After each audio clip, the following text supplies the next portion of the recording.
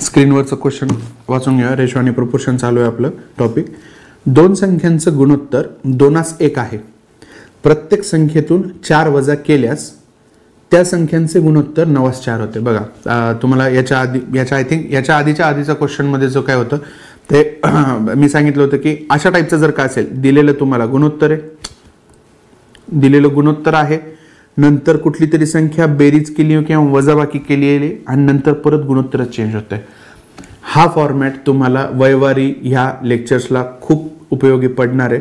ठीक आहे, याच्या आधी मी तुमचं सांगून झाले, परत एकदा सांगतोय. तेव्हा आपण 8 ऍड केले होते, बरोबर आहे. आता काय केलं, आता 4 वजा केलेली आहेत. ठीक आहे, चला मी काय सांगितल्याप्रमाणे सगळ्यात पहिले आपण गुणोत्तर लिहून घेऊ. 2:1 लिहून घेतले. थोडंसं अंतर सोडून आपण काय केलं, जे काही नवीन गुणोत्तर आहे ते लिहून घेतलं. आलं लक्षात? ठीक आहे. आता आपण बघितलं की रेशोमध्ये तुम्हाला काय सांगितलं, यांच्यातला फरक बघायचा किती आहे आणि हा सेम असला पाहिजे, सारखा असला पाहिजे. यांच्यामध्ये फरक किती आहे? 1. यांच्यामध्ये फरक किती आहे? 5. आहे का सारखा फरक आहे का? फरक सारखा नाही आहे, बरोबर आहे. इथे 5 फरक दिसतोय, इथे 1 फरक दिसतोय. ठीक आहे, आता एक तर यांचा लसावी घ्यायचा किंवा यांना एकमेकांशी गुणाकार करायचा, काही केलं तरी चालतं. ठीक आहे, मला आता ह्या 1ला 5 करणं सोपं आहे. कसं? गुणाकार 5 करायचा याचा. ह्या 1ला 5 जर का करायचं असेल तर मी गुणाकार करेल 5, म्हणजे किती येईल अंतर? 5 येऊन जाईल. म्हणजेच काय, याला पण 5 ने गुणायचं, याला पण 5 ने गुणायचं. आलं लक्षात? ठीक आहे, 5 ने आपण गुणलं, किती आलंय? 10 आणि इथे 5. बरोबर आहे. हा नवीन रेशो आला. जसाच नवीन रेशो आला, जुन्या रेशो बद्दल विचार करायचा नाही, सोडून द्यायचा. जुन्या रेशोचा विषय सोडून द्यायचा, त्याला आता माइंड मध्ये सुद्धा ठेवायचं नाही. नवीन रेशो दिलाय ना आता आपल्याला, इथे आपण स्वतःच क्रिया करून हा नवीन रेशो आणलाय. ठीक आहे, जुन्या रेशो बद्दल काही विचार नाही करायचा. ठीक आहे, मला सांगा रेशो कितीने कमी झालाय? दोन्ही ठिकाणाहून सारखाच कमी होणार. रेशो कितीने कमी झालाय? 1 ने कमी झालाय. 1 हा काय इथं माझा रेशो आहे. पण त्यांच्याकडे संख्या कितीने कमी सांगितली त्यांनी? 4 ने. बरोबर आहे. म्हणजेच काय, 1 रेशो म्हणजे 4 संख्या आहे, n. ठीक आहे, 1 म्हणजे काय, 4 ही संख्या आहे. तर त्या संख्या शोधा. त्या म्हणजे कोणत्या? ह्यावाल्या नाही, ह्यावाल्या संख्या शोधायच्या. ठीक आहे, 1 म्हणजे 4 तर 10 म्हणजे किती? 1 म्हणजे 4 तर 10 म्हणजे किती? 40. बरोबर आहे. 5 म्हणजे किती? 20. काय केलंय? गुणाकार केलाय. 1ला कितीने गुणलंय? 10 ने गुणलं तर 10 येईल. 4ला पण 10 ने गुणलं म्हणून 40. 1ला 5 ने गुणलं म्हणून 5. 4ला 5 ने गुणलं म्हणून 20.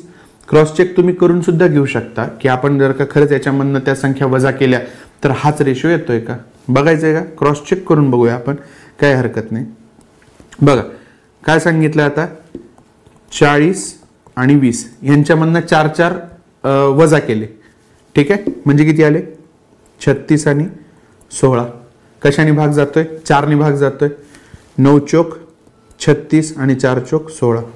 हाच रेशो त्यांनी आपल्याला 9:4 हा इथं गुणोत्तर म्हणून दिले. ठीक आहे, एक्स आपण घेतलेला नाहीये. ठीक आहे, तुम्हाला समजून सांगण्यासाठी मला हे एवढं सगळं इथलं लिहायला लागतंय. हा जो पार्ट आहे, हा इकडचा सगळा हा पार्ट लिहायची सुद्धा गरज नाही, ते तुम्हाला समजून सांगायला लागतंय म्हणून. पण परीक्षेमध्ये जेव्हा तुम्ही करतात, तुम्हाला फक्त एवढ्या पार्टमधनं उत्तर येते, एवढ्याच पार्टमधून. ठीक आहे, येते लक्षात? पुढचं गणित बघूया. 1 मिनिट, हा टॉपिक नको. हा ठीक आहे, 2 संख्यांचं गुणोत्तर 8:3 आहे. ठीक आहे, मोठी संख्या म्हणजे कुठली वाली? 8 वाली. 8 हा रेशो असणारी संख्या 25% घटवली. ठीक आहे, व लहान संख्या म्हणजे 3 वाली 50% वाढवली, तर आता त्यांचे गुणोत्तर प्रमाण किती येईल? इथे उत्तर दिलेले आहेत, 4 असतील. ते कसे येतात आपल्याला ते फाइंड आउट करायचं आहे.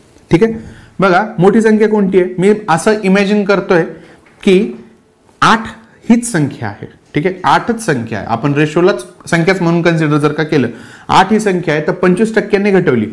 8चे 25% किती येतात? 8चे 1/4 करा सरळ. 25% म्हणजे 1/4.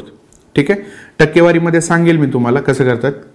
किंवा मग टक्केवारी जेव्हा आपण असं लिहितो ना, हे जे लिहिलेलं असतं याचा अर्थ काय असतो, 25% असं जेव्हा लिहिलेलं असतं याचाच अर्थ असतो 25 गुणिले 1/100.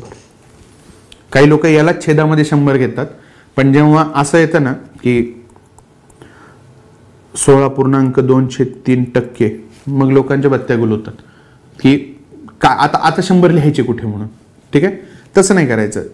टक्केवारीला सरळ काय करायचं, गुणाकारात 1/100 असं टाकायचं. मग आपल्याला इकडं काय करायचं ते करून घेता येतं आपल्याला. ठीक आहे, येतं लक्षात. ठीक आहे, पुढचा आपण मुद्द्यावर येऊयात. ठीक आहे, 25% म्हणजे किती, 25% म्हणजे काय, 25 ने 100 ला भाग दिला 1/4. ठीक आहे, 4 पैकी 1 कमी झालाय म्हणजे 8 पैकी किती कमी होतील, 2 जण कमी होतील, 2 संख्या कमी होतील. ठीक आहे, हे काय टक्केवारी, अपूर्णांक, रेशो हे सगळे एकमेकांशी रिलेटेड टॉपिक आहे सगळे. ठीक आहे, बघा 8 ही संख्या 25% घटवली म्हणजे किती आली माझी, आता 8 3 होते, 25% कमी केली -25%.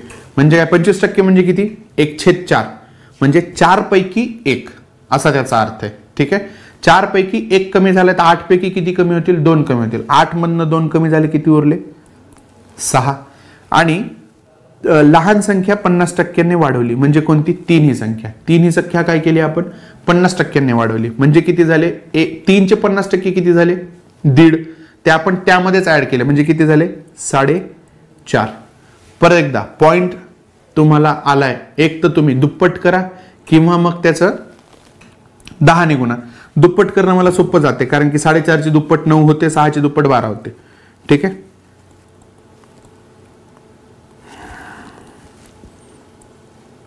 12 होईल, इथे 9 होईल. बरोबर आहे. कुठली एक असा संख्या आहे, कुठली एक संख्या आहे जिने ह्या 12 आणि 9 ला भाग जाईल, ती म्हणजे 3. 3 ने जर का भाग दिला तर 3 चोक 12, 3 त्रिक 9 आहे. हा इथे त्यांनी रेशो दिलाय, त्यांच्या उत्तरामध्ये सुद्धा त्यांनी रेशो तेवढाच दिलेला आहे. येते. ठीक आहे, सेम पुढचं गणित बघू, म्हणजे तिथेच खाली दिलेलं आहे ते.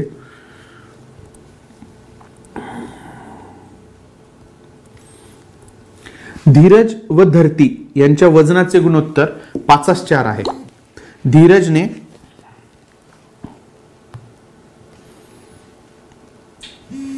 धीरजने 20% वजन कमी केले तर धरतीने 25% वजन वाढवले तर आता त्यांच्या वजनाचे गुणोत्तर किती. ठीक आहे, समजा आपण वजनच त्यांचं 5 आणि 4 हे वजनच पकडले. ठीक आहे, काही होत नाही. धीरजने 20% वजन वाढवलं. 20% म्हणजे काय सांगितलं तुम्हाला, 20 गुणिले 1/100 म्हणजे किती, 20 × 20, 20 × 100 म्हणजे काय, 1/5. 5 पैकी 1 असा त्याचा अर्थ होतो. 5 पैकी 1 लक्षात आलंय.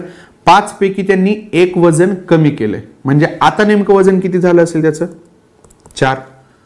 बरोबर. 5 पैकी 1 कमी झालं ना, 5 पैकी 1 निघून गेलं म्हणजे उरले किती, 4. धरतीने 25% वजन वाढवले. 25% म्हणजे किती माहिती तुम्हाला, 25% म्हणजे आताच सांगितलं 1/4 म्हणजे 4 पैकी 1. 4 पैकी 1 वाढवलाय म्हणजे किती झाला, आता ह्या 4चा 5 झालाय, ह्या 4चा किती झाला, 5 झाला. तर आता त्यांच्या वजनाचे गुणोत्तर किती, माझ्याकडे किती आलंय, 4/5 असं आलेलं आहे, त्यांच्याकडे पण किती आलंय, 4/5 आलेलं. ओके,